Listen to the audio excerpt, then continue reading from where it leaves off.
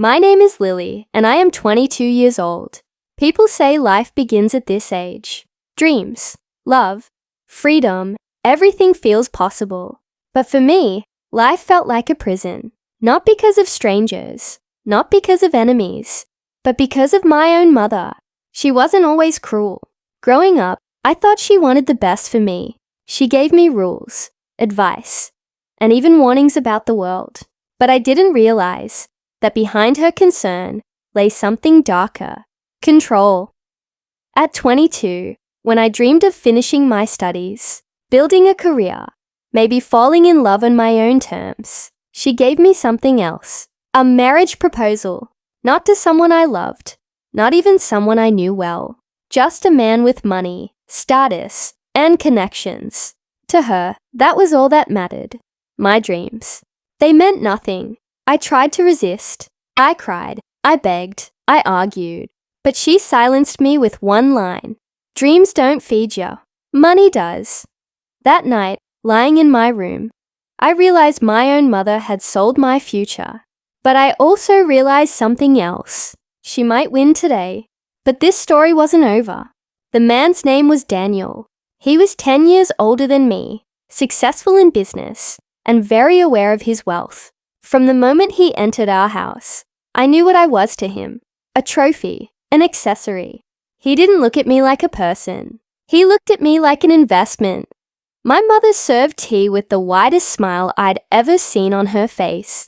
She praised me in front of him, but her words weren't about my intelligence, my hard work, or my dreams. No, she spoke of my looks, my obedience, my ability to fit into his world. I sat silently, my heart burning. Daniel asked me only one question: "Do you cook?" That was it.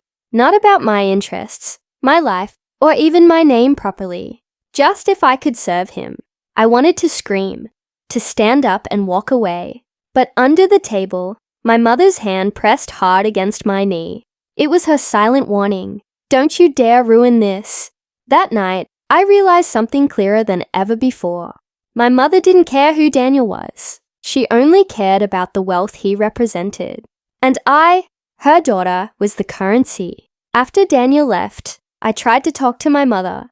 "Mom, I don't love him. I don't even know him." Her face hardened instantly.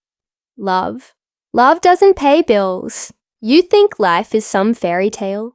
I stared at her, shocked. "I want to finish college. I want a career. Please."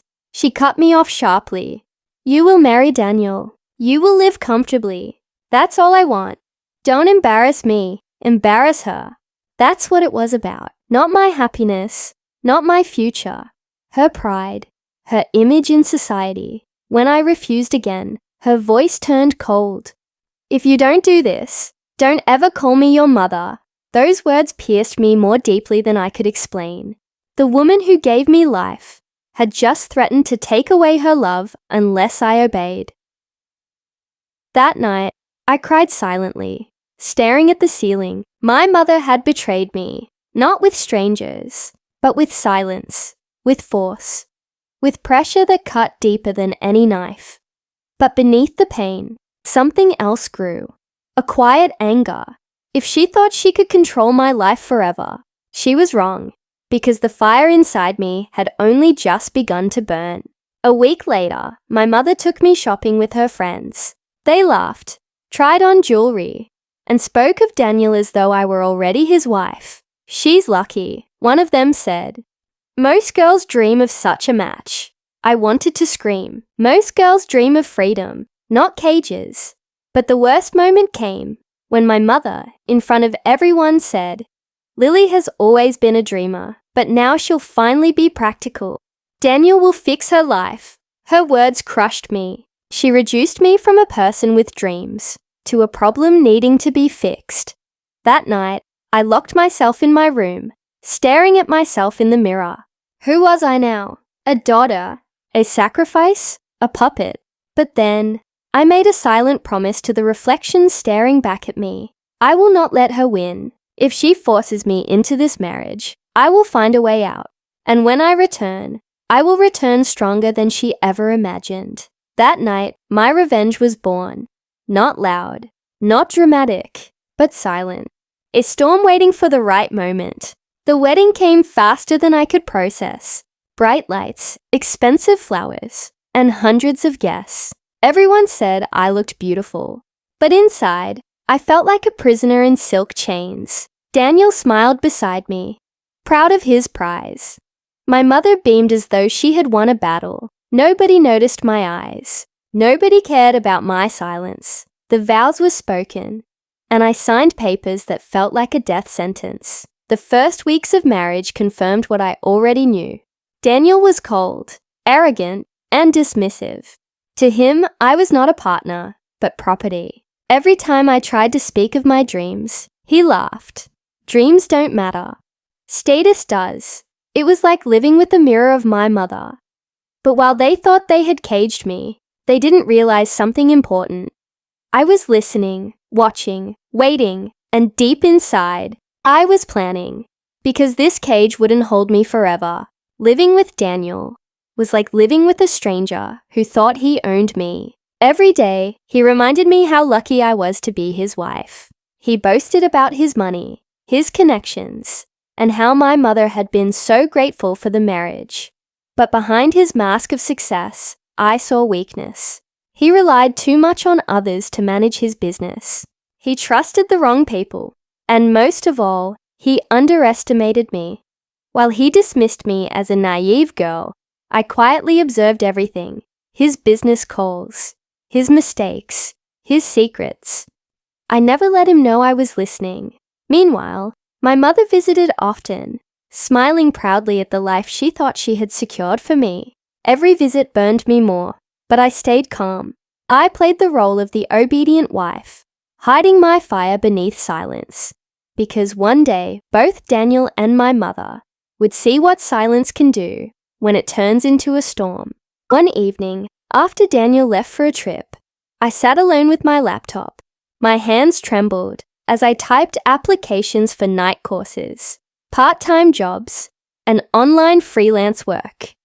I didn't need permission. I didn't need support. All I needed was determination. I used the money Daniel gave me for shopping to invest in myself, books, courses, and tools. While he thought I was wasting hours online, I was building skills in design, writing, and digital marketing. Every night, after everyone slept, I worked. Slowly, I earned my first payment. A small amount, but to me, it was freedom. It was proof that I didn't need Daniel, and I didn't need my mother. The more I worked, the more confident I became. With each passing week, the invisible chains they tied around me grew weaker, and deep down, I knew one day I would break them completely. Months passed. My secret work grew into something bigger. I started earning more than I ever imagined, quietly, secretly, without Daniel knowing. During the day, I played my role. At night, I built my empire. But it wasn't just about money anymore. It was about strength. For the first time in my life, I realized I was capable. Every dollar I earned felt like a brick in the foundation of my freedom. My confidence grew. I no longer cried in silence. Instead, I smiled secretly, knowing something they didn't. Daniel thought I was powerless. My mother thought I was dependent. But in truth, I was becoming unstoppable. And one day soon, I would show them. Daniel's arrogance grew worse with time. One evening, at a party with his friends, he embarrassed me by laughing at my little dreams. "She's cute," he said, smirking. "She thinks she can work, but she doesn't realize she already has everything." Me, everyone laughed. My face burned, but instead of tears, I felt steel inside me. Let them laugh now. One day, I would make sure they remembered this moment and regretted it. That night, I promised myself I would leave Daniel, not as a victim, but as someone too powerful for him to hold. And when I walked away, I wouldn't just walk out of his life. I would rise above him, so high that he could never reach me again. The day finally came. I had saved enough money, built enough connections, and found the courage I needed. When Daniel left for a business trip, I packed my bags. But instead of taking jewelry or gifts, I carried only my laptop, documents, and savings. I left behind the cage they built for me. My mother called furiously when she found out. "How dare you embarrass me like this? Do you know what people will say?" Her words didn't break me this time. For the first time, I answered with strength. "People will say I finally chose myself." I hung up and never looked back. Freedom wasn't easy, but it was real. I rented a small apartment, nothing fancy, but it was mine. Every day I worked harder, expanding my freelance work, connecting with clients, and building my reputation. There were nights I barely slept, mornings I doubted myself, but I kept going. Because for the first time, I was living for myself. Within a year, I had built a successful business. My income grew beyond anything Daniel ever gave me. My name began to spread, not as Daniel's wife or my mother's daughter, but as Lily, the woman who built her own empire. And that was just the beginning. 2 years later, I was invited to a business conference. I walked in, confident, dressed in power I had earned myself. And there he was, Daniel. His eyes widened the moment he saw me. Gone was the silent, obedient wife he once owned. Before him stood a woman he could never control. Later, I spotted my mother across the room. She looked shocked, almost frozen, as people surrounded me, asking for advice, praising my success. For the first time, she saw me not as her dependent daughter, but as someone greater than the cage she built. And in her silence, I tasted my first victory.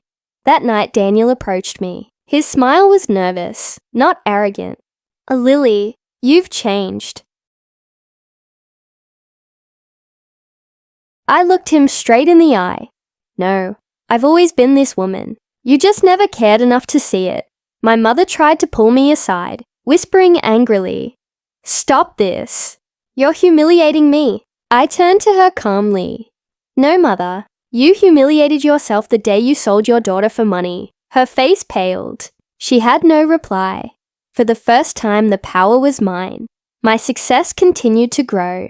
Daniel's business, however, began to fail, thanks to the very mistakes I had once quietly noticed. He tried to reach out, hoping for my help, but I refused. "Help yourself," I told him, echoing his own arrogance back at him. As for my mother, she eventually came to my apartment, her voice softer than ever. "Lily, forgive me. I didn't hate her, but I didn't forget. I don't need your approval anymore, Mother," I said gently. "I just need my freedom." That was my revenge. Not anger, not destruction, but success. Today, I stand tall as Lily, the woman who was once forced into silence, but who chose her own voice. At 22, I was humiliated, broken, and betrayed by the people who should have protected me. But at 25, I rose higher than they ever imagined. My story isn't about marriage, or money, or even revenge. It's about power, the kind that comes when you finally choose yourself. My mother tried to control me. Daniel tried to own me, but in the end, I owned my destiny. And this is only the beginning. Because the girl they tried to silence has become the woman they can never forget.